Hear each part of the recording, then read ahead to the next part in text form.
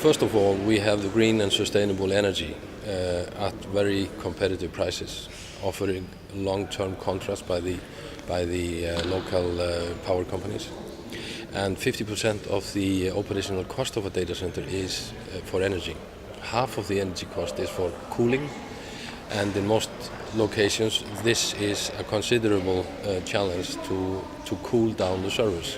In Iceland, you not only get power for competitive prices, long-term contracts, you also use less power because you have free cooling 365 days a year.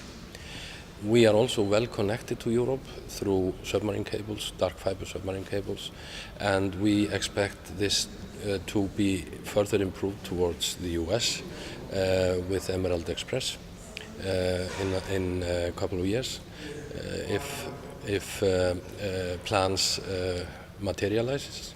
And this will put Iceland as one of the top 2 or 3 locations for data centers in the world. And by the way, it is, according to PricewaterhouseCoopers research, you will, for a 10,000 square meter data center, save up to 17 million euros per year by locating a data center in Iceland compared to UK.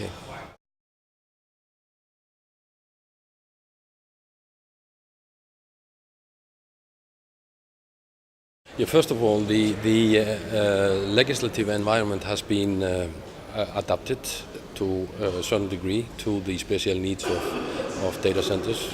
Value-added tax issue is obviously quite important for this global industry, and there has been some adaptation in the VAT regulations for these data centers. In addition to that, you are entitled as a data center to the general incentives based on the legislation from 2010.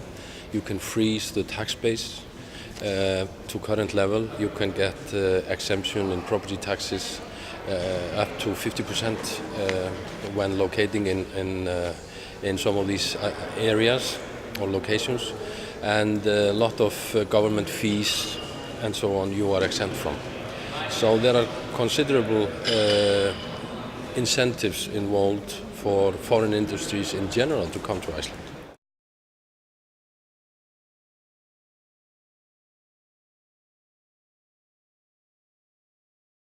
The question is, of course, why is this such a huge opportunity for Iceland?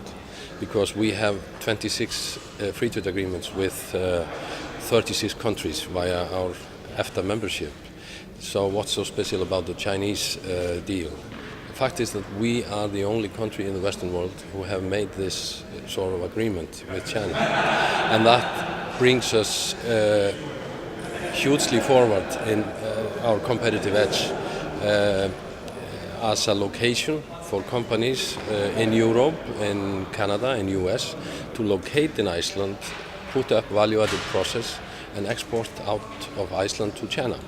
And just to give you an example of the duties that are involved, if you are exempt from this through the free trade agreement, you get rid of 10 to 20% duties, which is considerable.